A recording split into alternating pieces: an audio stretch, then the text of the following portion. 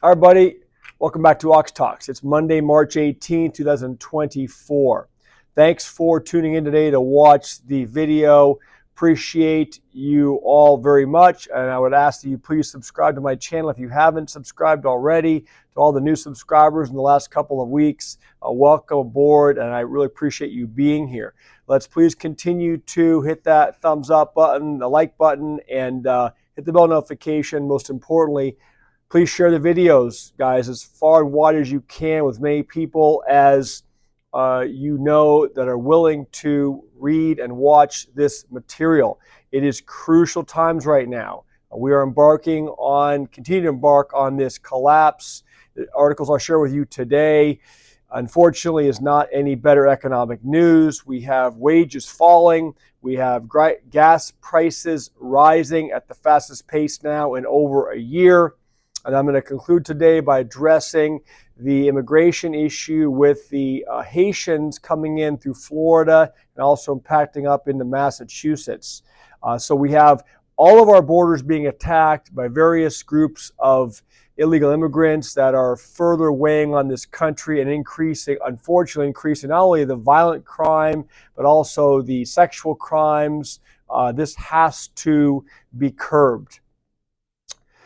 Before I get into it, yesterday's video, I did see a lot of support for the video. If all of you like that kind of content, I'm pleased to do that, to share different aspects of my training and preparedness that I work on.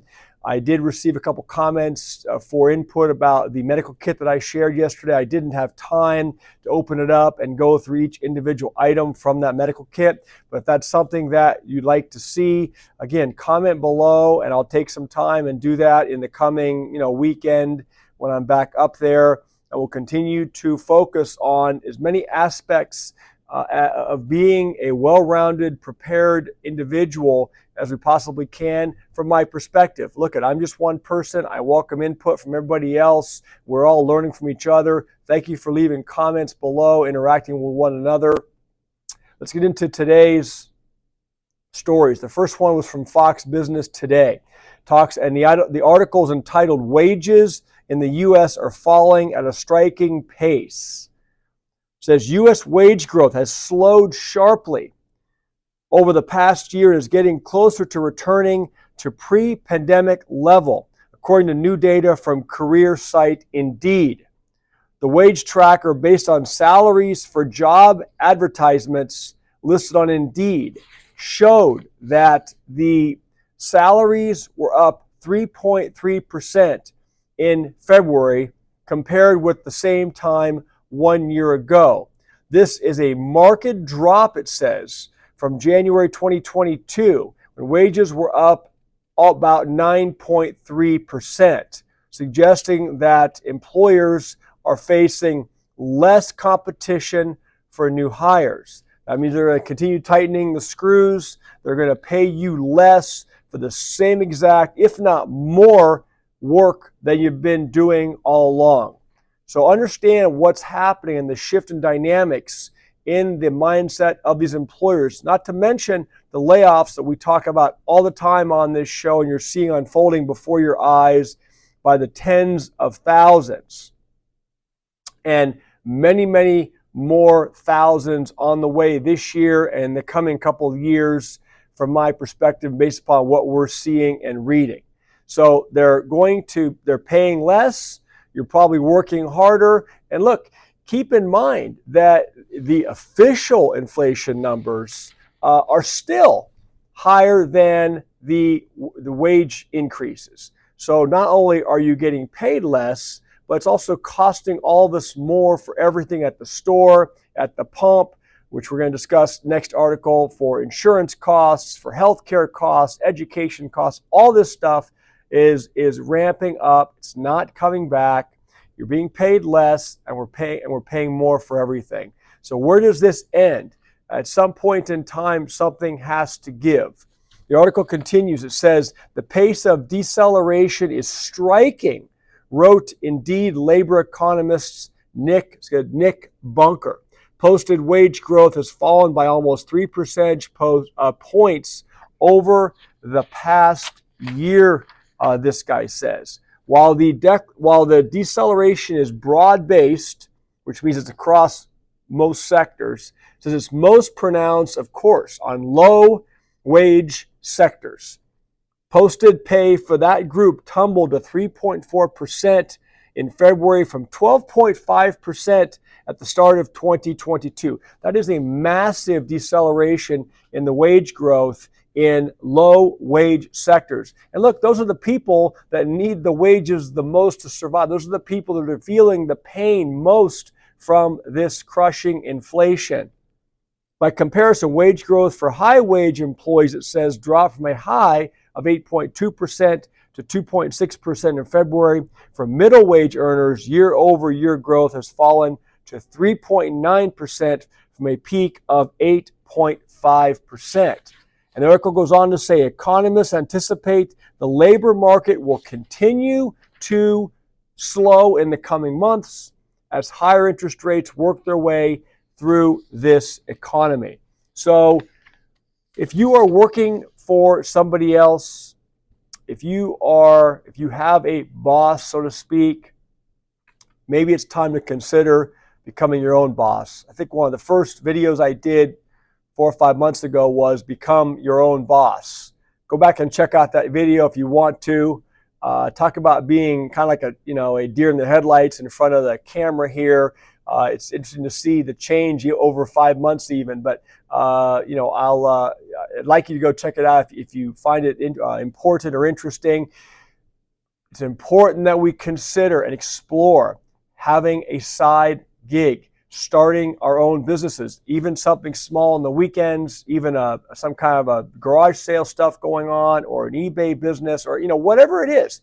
Put your skills to work. Start thinking about what you could do to raise and to generate some additional income for your family. Because even if you're not one of the unfortunate ones that gets laid off in this wave of job losses and job cuts and headcount reduction, you're making less and working the same, if not more. So understand what's going on here. Unless you're making your own rules, unless you're working for yourself, setting your own hours, dictating who your clients are and who your customers are, you're never going to get ahead substantially. Now, of course, there are outlier situations in much larger firms and more lucrative careers. But by and large, the middle and lower class positions, you're not going to be able to get ahead. Next article I'll share with you came out of CNN News just a couple of hours ago. It says surging gas prices just hit a significant milestone. We have wages falling, and now we're hearing that gas prices are surging. For the first time since late last year, prices at the pump are now higher on a year-over-year basis. It's a trend that industry experts expect, of course, to continue in the coming weeks and months, especially if Russian oil refineries and facilities continue to get hit by drone attacks, it says. It says the recent jump in gas prices is already causing headaches on the inflation front. Gas was the main culprit, we discussed this last week, behind last week's hotter than expected consumer price index and a disappointing wholesale inflation report. Gas prices are going to keep going up, said Andy Lippo, president of Lippo Oil Associates. This is going to cost the consumer more money, and that, of course, is not good, he says, for the current administration. The national average price for regular gas climbed to $3.47 a gallon, it says on Monday, today, according to AAA. That's up from $3.45 a year ago and the highest price since Halloween. October, going back 6 months at least now. The last time gas prices were up on a year-over-year basis was late December 2023, according to AAA. The national average has jumped by 7 cents in the past week and 19 cents over the past month. Gas prices are up nearly 40 cents or by 40 cents since mid-January. It says that the refinery outages caused by extreme cold weather have had some impact on this, but another one of the impacts is being felt because of the Russian energy infrastructure as has been targeted by the Russia-Ukraine war. Again, this is a CNN article. I'm not going to get too much into the weeds on this. You got to take any information coming out of CNN, in my personal opinion, with a substantial grain of salt, if not an entire shaker full of salt. But anyway, gas prices are going up, so we're all going to feel the pain on that one. Let's address immigration. We're at about 10 minutes here, so I have some time. I do address this topic here on the show quite often, in many shows. I think it needs to be put out there. It's a depressing topic. We know that the moral fabric of the United States and our society and our communities is being destroyed by these illegals. And southern border, we have them coming up into Texas and into California. Now we're going to talk about today what's happening over in Florida with the Haitians coming in and flooding Florida. And look, they're making their way up the coast, because the article I'm going to share as well deals with a crime and rampant crime taking place in Massachusetts at the hands of these illegal Haitian immigrants. So I'll address it, and I just hope that all of you are mindful of it, because it's not just limited to these communities. If it's not already in your community, it's coming to your community soon if this does not get under control somehow. The article, Zero Hedge, Senators Scott and Rubio call for a plan to handle the influx of Haitian migrants. Again, Zero Hedge article today. It says Florida Republican Senators Rick Scott and Marco Rubio have called upon the Biden administration to produce a plan to deal with a potential influx of Haitian immigrants into the United States as political and social unrest intensifies in the Caribbean country. In a Friday letter to the Biden administration, the senators suggested that the administration's current open border policy could lead to mass migration from Haiti into the United States and have a direct negative impact on American families. It's already having a direct negative impact, and the article I'll share with you in a second. It says, quote, "We must consider this danger due to the numerous reports of gangs committing jailbreaks in Haiti and releasing thousands of dangerous criminals." So that was a letter that came out from these senators to the administration Friday, calling on a plan to help curb this. And then today out of Zero Hedge, an article was released this morning. Very sad. It says Haitian national arraigned for rape of 14-year-old girl at Massachusetts hotel. Again, I'm just using the words that the article uses. I'm going to read the article. It's on Zero Hedge. You guys can go check it out if you want to. I'm going to try to get through the main parts that I thought were important. This is a 26-year-old Haitian national has been charged with raping a 14-year-old girl at a Massachusetts hotel being used to house illegal immigrants under the government Maura Healey administration. Corey Alvarez was arraigned on the charges of child rape on Thursday, March 14th at the Hingham District Court. The alleged assault took place at the Comfort Inn in Rockland, according to a press release issued by police. Rockland's located about 22 miles just south of Boston.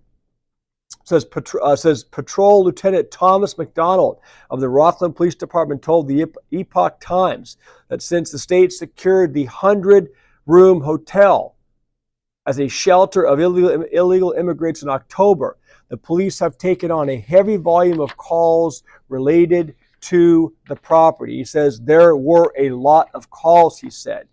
Then we have State Republican Durant.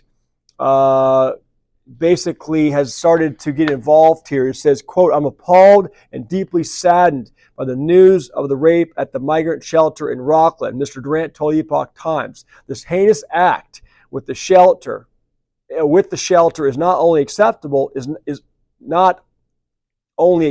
but also indicates systemic failure." He meant to say not acceptable, but also indicates systemic failures of the current administration in that state. He says Governor Healey did not respond to inquiries from the Epoch Times about this girl's attack.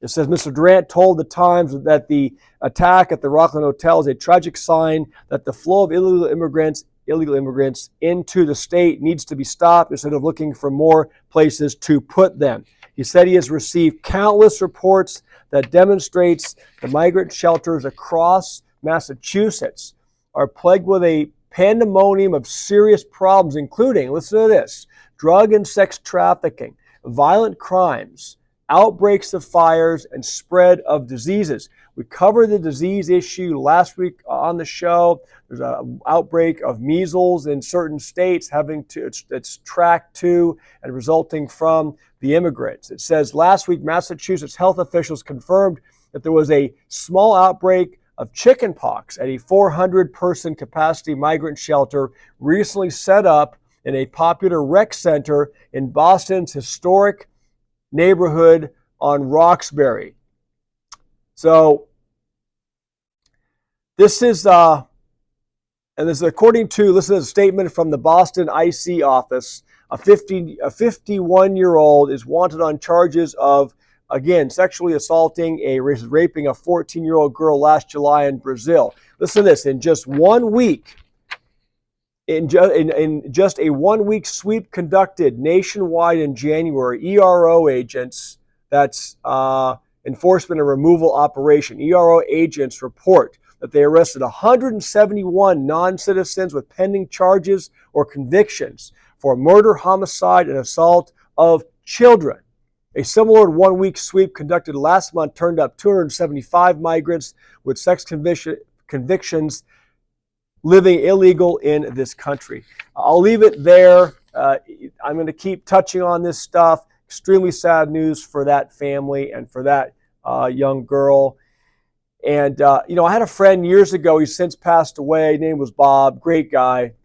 And he had 2 houses. He lived out locally here. He had a retirement home, but he had 2 houses in Massachusetts, one at the Cape and one more inland. And he was telling me back, I recall it's been at least 10 years, telling me that the Haitians, the people from Haiti were a problem then, meaning that the crime was rampant, that was, primarily certain towns in that state were just inhabited fully by people from Haiti. So I don't know, leave your comments below if you're from Massachusetts or surrounding areas. Is this accurate? And what are you experiencing in your areas? About 17 minutes in. I don't want to go too long today. Again, thank you for all the support, especially for the last week or so. Obviously, since Patera was kind enough to give us a real nice shout out on her channel, we've had some nice response. So welcome to all of you. I'm going to be leaving about an hour to get my workout in today. All of you, please do the same. Get some exercise in, do those steps, do some cardio, get moving, get off the couch, get out of your desk chair. Again, I have to do it every day. I have to force myself to get out of this desk chair. I have a small little treadmill here in the office I jump on for 20 minutes or half an hour just to do it, just so I'm not stagnant. Please do not forget the strength training. Do some push-ups, sit-ups, wherever you're at. And the diet, the food and caloric intake, the choice of foods is really important. We've got to start becoming a healthier nation. And that starts with how we think about and how we intake food into our system. So try to make some smart choices. We got a lot to deal with in the coming many months before this year ends and unfolding certainly into the following year, economically, spiritually, a whole lot happening. I'll be here to update you guys pretty much every day. Again, thanks for being here. Have a great afternoon and evening. I'll see you all tomorrow. Bye.